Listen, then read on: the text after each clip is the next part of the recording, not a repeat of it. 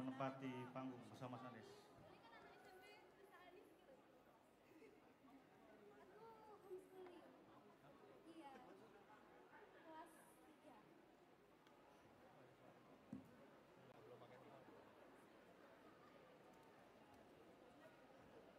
Ini adalah penanya termuda yang pernah datang ke panggung Desa Anies. Kamu kelas berapa? Kelas 3 SMP.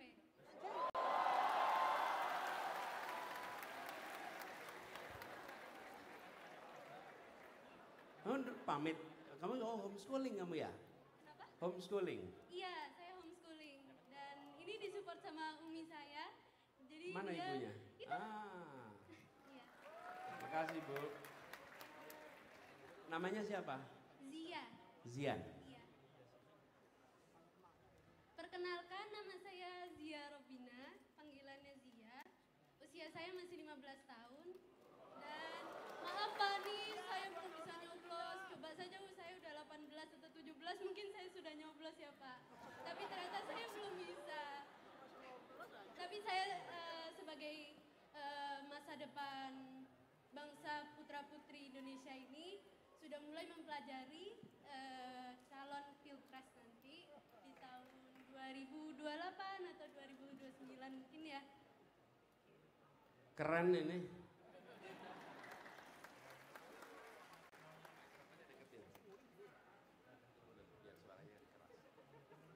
Jadi mungkin saya langsung to the point aja ya Pak.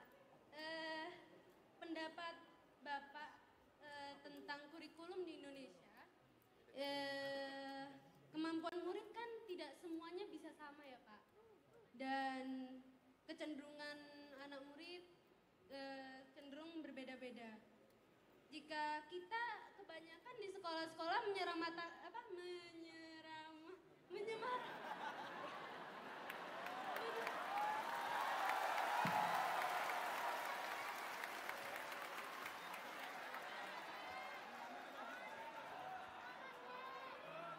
Tepuk tangan dulu dong.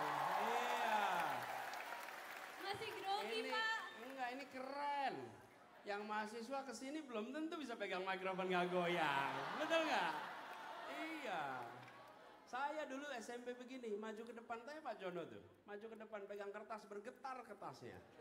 Ini Zia ke depan, tenang pegang mikrofon, ngomong dengan baik, top kamu. Yuk terusin. Jadi saya dulu pas TK kecil ada kesusahan Pak dalam membaca, belum bisa. Sedangkan TK kecil ini mereka masih di masa bermain Pak. Ya. Dan kebetulan saya masih belum bisa baca. Tiba-tiba posisi juga baru pindah dari kota lain ke pindah kota ya. Lalu pertanyaannya? Di situ saya sudah mulai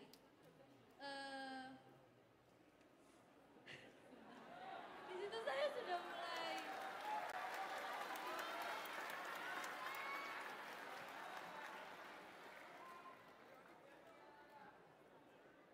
intinya gini deh Pak, saya karena masih grogi nih Pak. Kadang-kadang tuh iya. Sedangkan saya sudah baru pindah ke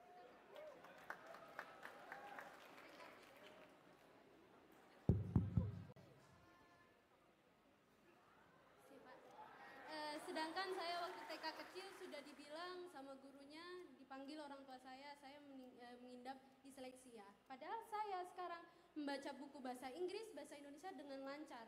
Di situ menjadi pertanyaan, gimana sikap Pak Anies, pendapat Pak Anies untuk menangani situasi ini? Ya. Jadi gini, Zia, coba dikoreksi ya kalau saya salah. Jadi pertanyaan Zia, jangan sampai setiap anak disamakan. Ada yang sudah siap belajar, ada yang belum. Betul ya? Dan guru tidak boleh melakukan judgement. Kemudian memberikan label kepada anak-anak. Oke, ya. Saya rasa setuju sekali. Dan disampaikan Zia ini adalah hal yang penting sekali. Harus disadari oleh semua yang berada di dunia pendidikan. Anak-anak punya potensi yang berbeda-beda. dan tidak boleh diseragamkan. Justru harus ditumbuhkan. Karena itu saya sering bilang, jangan pernah menggunakan istilah mencetak, karena anak tidak untuk dicetak. Jangan mencetak generasi emas, memang pendidikan cetakan. Bukan, selalu menumbuhkan. Kalau menumbuhkan, keunikan yang ada di dalam tiap pribadi akan tumbuh dengan baik. Itu kira-kira begitu. Ya. Lalu yang dibutuhkan di sekolah adalah begini, bibit yang baik. Ini kalau misalnya analog sebagai perumpamaan tanaman, bibit yang baik supaya bisa tumbuh harus ada tanah yang subur, betul ya? Nah, tanah yang suburnya di mana? Sekolah. Sekolah itu apakah TK, apakah SD, SMP harus menjadi lahan untuk anak itu tumbuh supaya bisa tumbuh dengan baik sesuai potensinya. Lalu bibit baik, tanah subur, iklimnya harus baik. Kalau iklimnya tidak baik tidak bisa tumbuh. Yang bikin iklim siapa? Pemerintah. Dengan kebijakan-kebijakan yang dibuatnya. Nah, gurunya yang bagian merawat tidak boleh judgement begitu. Dan menurut saya di fase pendidikan usia dini tidak boleh anak-anak diharuskan bisa membaca dan menulis, tidak boleh. Itu masa bermain, betul-betul bermain.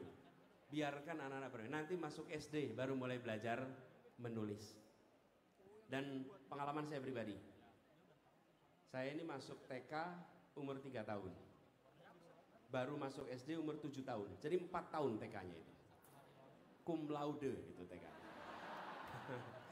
Kalau kuliah itu kan makin cepat makin dapat cum laude kan. Kalau TK makin lama itu makin cum laude. Jadi saya masuk TK 3 tahun di TK Aba di Dagen. Kemudian habis itu masuk TK Masjid Syuhada. Dan saya baru belajar baca tulis itu SD kelas 1. Saya beruntung sekali. Kenapa? Orang tua saya tidak pernah memaksa saya untuk calistung waktu TK. Guru saya tidak pernah memaksa calistung di saat usia TK. Dan baru ketika SD, saya sering sampaikan kepada orang tua, jangan pernah takut anaknya tidak bisa baca tulis ketika TK. Jangan pernah takut. Kenapa? Ini contohnya nih. Alhamdulillah besarnya bisa baca dan bisa tulis. Ini contohnya nih. Nggak ada yang namanya terlambat belajar calistung. Justru itu kesempatan bermain yang harus dijaga. Jadi Zia, saya setuju. Kapan-kapan kamu bikin tulisan soal itu, biar jadi pengalaman buat semuanya, ya. Oke, makasih Zia. Saya boleh tanya nggak sama kamu? Gantian saya yang tanya. Boleh pegang dong ini ya. Zia, kalau nanti kamu udah gede, kamu pengen bikin apa?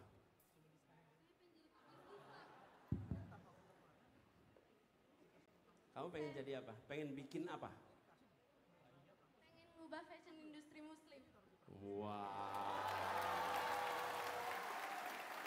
Pengen mengubah fashion industri muslim. Diubah jadi gimana? Kiblatnya tuh ke Indonesia istilahnya. Tapi mungkin ya karena Indonesia udah populasi pertama muslim di Indonesia ini, sudah ada, gerakannya sudah ada, tapi saya pengen mengembangkan lagi ke situ. Dari fashion sebagai muslimah yang pengen ngikutin syariat Islam dalam berhijab, jadi kita saling support dan saya sekarang sudah mulai dari homeschooling, saya sudah disupport sama ibu saya dan nama brandnya Zira, tapi belum mulai Pak, karena juga saya mau memasuki sekolah dulu, SMA, terus SMP, jadi mungkin kuliah saya mungkin mulai. Wah, top man. Jadi Zia ini nanti mau dorong untuk jadi teman-teman sekalian, begini, ketika potensi ada, cita-cita ada, soal kemauan aja insya Allah jadi kenyataan, ya. Selamat, ya, selamat ya. Ibu selamat Bu ya, udah didik anaknya dengan baik, Masya Allah.